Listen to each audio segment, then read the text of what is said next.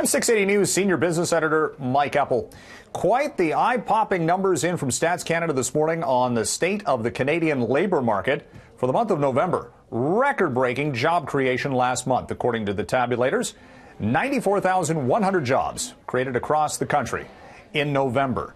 Over 26,000 in Quebec, 23,000 in Alberta, and 20,000 in Ontario. The nation's unemployment rate falling last month 0.2% to the lowest since 1976, 5.6%.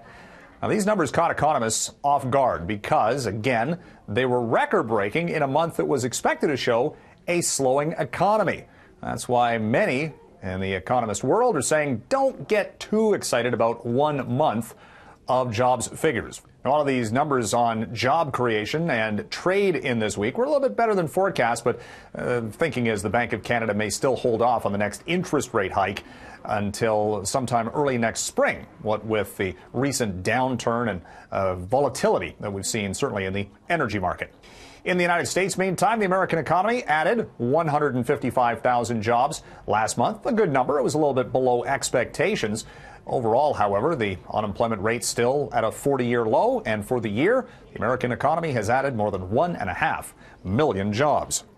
Well, some moves by OPEC today, finally, after marathon negotiations that had the cartel cutting daily oil output projections by a greater than expected 1.2 million barrels per day. They reached a deal with Russia to try to stem some of the supply in the energy trade and stabilize the price for oil, which reacted favorably to the news. The U.S. crude price was up more than 4% today, and the Canadian crude index picked up more than 7%.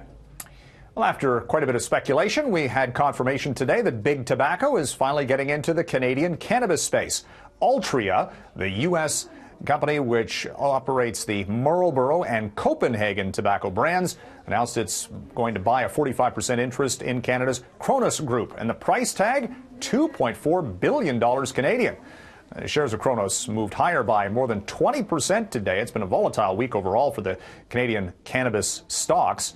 And Cronos says the deal with Altria does not leave others potentially from investing in the company as well, including big alcohol producers. And we saw today another collapse in cryptocurrencies as the Bitcoin bubble continues to lose air. Bitcoin today bottomed out at $3,400 US. A year ago, it was north of $19,000.